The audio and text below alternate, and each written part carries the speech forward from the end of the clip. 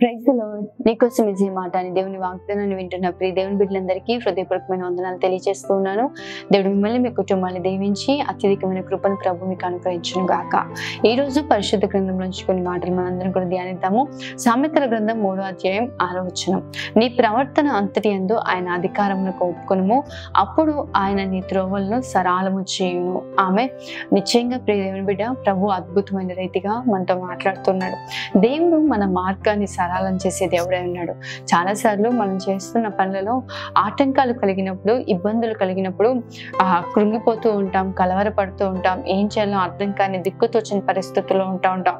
కొన్ని పనులు ప్రారంభించి ఎంతో ఆశతో, ఎంతో ఆలోచన కలిగి మేలు కలుగుతుందని సంతోషంతో ప్రారంభించిన పనులు అనుకోకుండా మధ్యలోనే ఆగిపోయాయి. అనుకోకుండా ఇబ్బంది కలిగింది, అనుకోకుండా శ్రమ కలిగినప్పుడు చాలా కృంగిపోతాం. ఎందుకు ఇలా జరిగింది, ఎందుకు ఇలా అవుతుంది అంటే, దేవునికి మనము అప్పగించినప్పుడు, ఆ పనిని ప్రభు చిత్తానుసారంగా మనం ప్రారంభించినప్పుడు, ప్రభువు ఆ పని అంటే ప్రభు యొక్క కృప మనకు తోడుగా ఉండదు కాబట్టి ఆ పనులు మధ్యలోనే ఆగిపోతాయి. దేవునికి వ్యతిరేకమైన ఏ పనైనా సరే మధ్యలోనే ఆగిపోతుంది. ఎందుకంటే యెహోవా ఇల్లు కట్టని ఎడల కట్టువారి ప్రయాసం వ్యర్థమే అని చెప్పేసి, దేవుడు కట్టించిన ఎడల, దేవుడు చేయని ఎడల అది మనం ఎంత కష్టపడ్డా కూడా అది వృధాగానే మిగిలిపోతూ ఉంటుంది. ఈ అనుభవం చాలా మంది జీవితాల్లో చూస్తూ ఉంటారండి. చాలా మంది ఈ పరిస్థితుల గుండా వెళ్తూ ఉంటారు. దేవుని చిత్తం గురించి ఆలోచించకుండా వారి సొంత ఆలోచనలు ఆధారం చేసుకొని, వారి సొంత పరిస్థితులను ఆధారం చేసుకొని, చుట్టూ ఉన్న అనుభవాల్ని బట్టి వారు తీసుకునే కొన్ని డెసిషన్స్, కొన్ని నిర్ణయాలు వారి జీవితాల్లో భయంకరమైన నష్టాన్ని, భయంకరమైన ఇబ్బందుల్ని, భయంకరమైన అపాయాలను తీసుకొచ్చి పెడతా ఉంటది.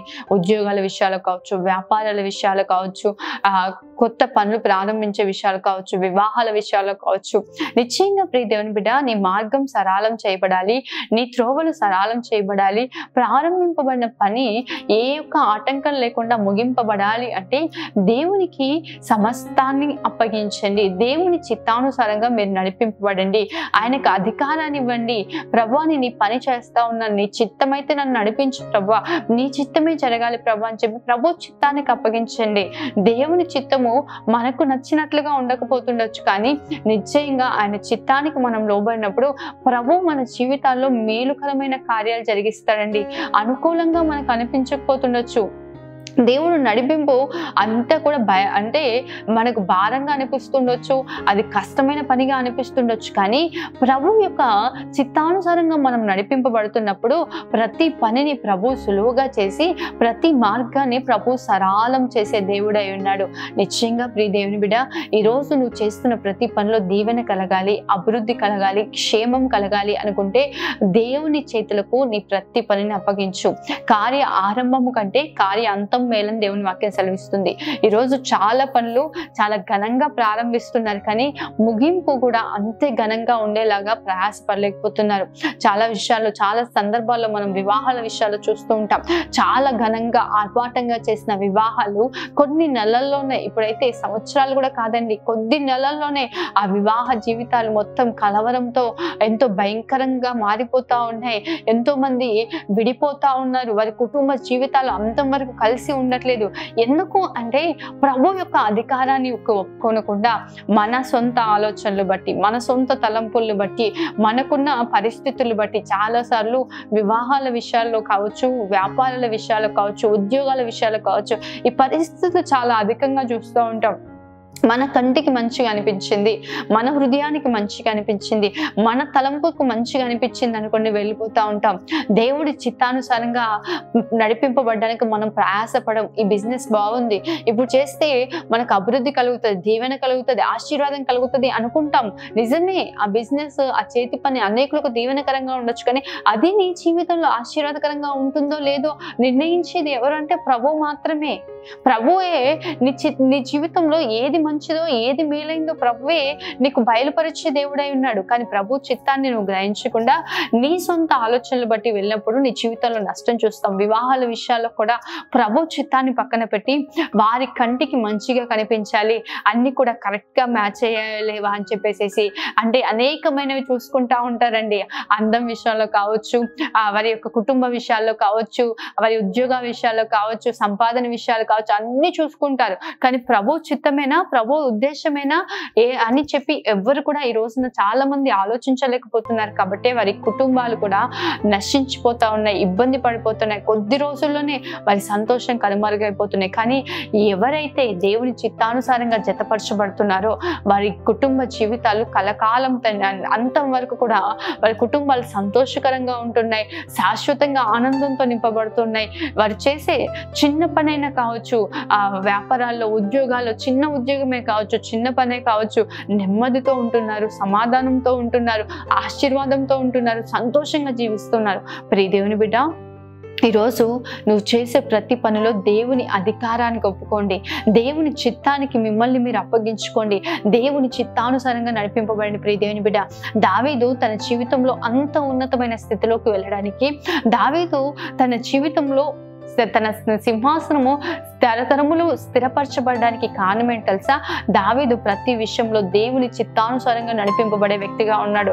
ఎక్కడికి వెళ్ళాలన్నా, ఏం చేయాలన్నా ప్రతి విషయంలో దేవుని సన్నిధిలో విచారణ చేసే విధంగా, దేవుని సన్నిధిలో దేవుని చిత్తాన్ని కనుక్కునే వ్యక్తిగా ఉన్నాడు.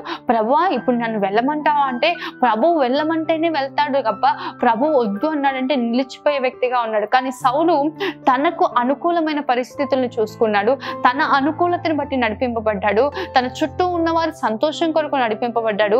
అందుకే సౌలు సింహాసనం కొట్టివేయబడింది. కానీ దావీదు యొక్క జీవితం మనం చూసినట్లయితే చూడండి, 1 సమూయేలు గ్రంథం 30వ అధ్యాయం 8వ వచనంలో రాయబడి ఉంది, నేను ఈ దండును తరిమినెడలా దాన్ని కలుసుకొందునా అని యెహోవా యొద్ద దావీదు విచారణ చేయగా, యెహోవా తరుముము, నిశ్చయంగా నీవు వారిని కలుసుకొని తప్పక నీ వారినందరినీ దక్కించుకుందామని సెలవిచ్చాను. ఆమె ప్రభు సన్నిధిలో ప్రతి విషయంలో, ఇక్కడే కాదండి, ఫిలిస్తీన్ల మీదకి వెళ్ళినా, ఎక్కడికి వెళ్ళినా దావీదు దేవుని సన్నిధిలో విచారణ చేసేవాడిగా ఉన్నాడు. ప్రభువా ఈ యుద్ధం నేను చెయ్యాలా, శత్రువుకి నేను ఎదురెళ్ళాలా, శత్రువు ఎదుట నేను నిలబడాలా, ఏం చేయాలి ప్రభు అని చెప్పి దావీదు దేవుని సన్నిధిలో విచారణ చేసి దేవుని చిత్తానుసారంగా నడిపింపబడుతుండగా దావీదు తన జీవితంలో ప్రతి విషయంలో మార్గాలు సరళం చేయబడ్డాయి. ఏ ఆటంకం లేకుండా జయం పొందుకొని ప్రతి విషయంలో దావీదు నిలబడుతూ వచ్చాడండి. ఈరోజు నిశ్చయంగా ప్రియ దేవుని బిడ్డ, దేవుని యొక్క అధికారాన్ని ఒప్పుకో, దేవుని చిత్తానుసారంగా నడిపింపబడు. అప్పుడు నువ్వు చేసే పనే కావచ్చు, ఉద్యోగమే కావచ్చు, వివాహమే కావచ్చు, ఇల్లే కావచ్చు, సేవే పరిచర్య కావచ్చు, ఏదైనా కావచ్చు, అది ఫలభరితంగా మార్చబడుతుంది. దేవుడే త్రోవను సరళం చేసే దేవుడై ఉన్నాడు. ఇజ్రాయేలు ప్రజలను దేవుడే మనం నిర్గమకాండం 14వ అధ్యాయం 1వ వచనంలో చూసినట్లయితే దేవుడే ఎర్ర సముద్రం ఎదుటికి ఇశ్రాయేలు ప్రజలు నడిపించినట్లుగా మనం చూస్తున్నాం. వారంతా వారు ఇశ్రాయేలు ప్రజలు ఎర్ర సముద్రం దగ్గరికి వెళ్ళలేదండి, దేవుడే ఎర్ర సముద్రం దగ్గర తీసుకెళ్ళాలి. అందుకే ప్రభువే వారి కొరకు ఎర్ర సముద్రాన్ని 2 పాయలుగా చీల్చి వారికి రహదారిగా మార్చారండి. అదే విధంగా ఎస్తేరు తన జీవితంలో భయంకరమైన శ్రమ యూదుల పట్ల కలిగి ఉన్నప్పుడు దేవుని యొక్క సన్నిధిలో ప్రార్థించి దేవుని సన్నిధిలో కనిపెట్టి ఉపవాసం ఉండి మొరపెట్టి రాజాజ్ఞకు విరోధమైనప్పటికీ దేవుని కొరకు, దేవుని ప్రజల కొరకు దేవునికి అప్పగించుకొని ఎస్తేరు ముందుకు వెళ్ళినప్పుడు, రాజాజ్ఞ వ్యతిరేకంగా ఉన్నప్పటికీ ఎస్తేరు వెళ్ళి నిలబడినప్పుడు రాజుకు దయ పుట్టిందంట. తన రాజదండమును చూపించాడంట ఎస్తేరు పట్ల. మరణం తన పైకి రాగలేదు. ఎలా అంటే దేవుని అధికారానికి ఎస్తేరు ఒప్పుకుంది. ఈరోజు నిశ్చయంగా ప్రియ దేవుని బిడ్డ, నువ్వు చేసే ప్రతి పనిలో ప్రభు యొక్క అధికారానికి ఒప్పుకో, ప్రభు యొక్క అప్పగించు, ప్రభు చిత్తానుసారంగా నడిపించు. మనం ఆరాధిస్తున్న దేవుడు ఎటువంటి కార్యాలు చేయగలుగుతారంటే చూడండి, యెషయా గ్రంథం 43వ అధ్యాయం 15-16 వచనాల్లో, యెహోవానగు నేనే మీకు పరిశుద్ధ దేవుడును, ఇశ్రాయేలు సృష్టికర్తను, నేనే మీకు రాజును, సముద్రంలో త్రోవను కలగ చేయగలవాడను, వడిగల జలములలో మార్గము కలగ చేయవాడను. ఆమె ప్రభు చిత్తానుసారంగా మనం నడిపింపబడుతున్నప్పుడు, దేవుని ఉద్దేశానుసారంగా మనం నడిపింపబడుతున్నప్పుడు దేవుడు ఏం చేస్తాడు తెలుసా? సముద్రంలో మార్గాన్ని సరళం చేస్తాడంట. అదే కదా ఇజ్రాయేలు ప్రజల కొరకు ఎర్ర సముద్రము 2 పాయలుగా చీల్చబడి 6 నేలగా మార్చబడింది. యోర్దాను 6 నేలగా మార్చబడింది. వడిగల జలములు, యోర్దాను ఎగువ నుంచి పారుతూ ఉందంట. భయంకరమైన ప్రవాహాన్ని ప్రభువు ఇజ్రాయేలు ప్రజల కొరకు ఆరిన నేలగా ఎలా మార్చాడు అంటే వారు ప్రభు చిత్తానుసారంగా నడిపింపబడుతున్నాడు. ప్రియ దేవుని బిడ్డ, మనం ఆరాధిస్తున్న దేవుడు మన రాజు అయిన దేవుడు, ఆయన పరిశుద్ధ దేవుడు, ఇజ్రాయేలు సృష్టికర్త అయిన దేవుడు.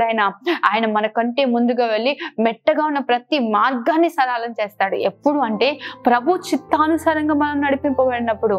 నెహెమ్యా దేవుని యొక్క మందిరం పాడైపోయింది, యెరూషలేము ప్రాకారాలు కూల్చబడ్డాయి అని చెప్పి ప్రభు సన్నిధిలో ఉపవాసం ఉండి కన్నీరు కార్చి ప్రార్థన చేసి రాజు ఎదుట నిలబడ్డప్పుడు రాజు అతనికి సహకరించాడు. అంటే ఒప్పుకోవడం మాత్రమే కాదు, కానీ తనకు కావలసినవన్నీ ఇచ్చినట్లుగా మనం చూస్తున్నాం. దేవుడు త్రోవను సరళం చేసే దేవుడై ఉన్నాడు. ప్రియ దేవుని బిడ్డ, నువ్వు ఏ పని ప్రారంభిస్తున్నా, ఏ మార్గం గుండా వెళ్తున్నా, ఏ రోజైనా కానీ ప్రభా నీ చిత్తానుసారంగా నన్ను నడిపించు, నీ ఆలోచన చొప్పున నడిపించు, నీ కృప ద్వారా నన్ను నడిపించు అని చెప్పి దేవుని సన్నిధిలో ప్రార్థన పూర్వకంగా ముందుకు వెళ్ళండి. ప్రియ దేవుని బిడ్డ, దేవుని ఘనమైన కార్యాలను మీరు కనులారా చూడగలుగుతారు. ప్రభు యొక్క మాధ్యములు, ప్రభు యొక్క శక్తిని మీరు నిశ్చయంగా అనుభవించగలుగుతారు.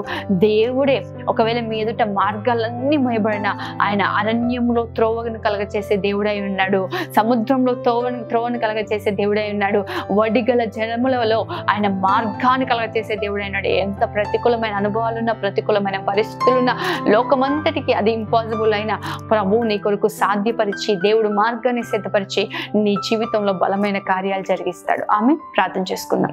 మహోన్నతుడైన తండ్రి, సర్వశక్తిమంతుడైన దేవ, సర్వాధికారి, నీకే వందనాలు, స్తోత్రాలు చెల్లిస్తున్నా. ఎంత అద్భుతమైన రీతిగా మీరు మాతో మాట్లాడారు ప్రభువా. నిశ్చయంగా మా త్రోవల్ని మీరు సరళం చేస్తానన్నారు. ఈరోజు ఎంతమంది అయితే ప్రభువా వారి ప్రతి పరిస్థితిని నేను అప్పగించి అయా నీ చిత్తానుసారంగా నడిపింపబడుతున్నారు, వారి ప్రతి మార్గాన్ని మీరే సరళం చేయబోతున్నందుకు స్తోత్రాలు. పొంచి ఉన్న ప్రతి కీడును కొట్టివేసి అయా మెట్టగా ఉన్న ప్రతి మార్గమును సరళము చేసి వారి ఎదుట మీరు త్రోవలు అయా సరళము చేయబోతున్నందుకు వందనాలు చెల్లిస్తున్నాం. ప్రతి ఒక్కరిని దీవించండి, నీ చిత్తానుసారంగా, నీ ఆలోచన అనుసారంగా ప్రతి ఒక్కొక్కరిని నడిపించమని సమస్త మహిమ మీకే ఆరోపిస్తూ యేసు పరిశుద్ధ నామములో వేడుకుంటూ ఉన్నాను తండ్రి. ఆమేన్.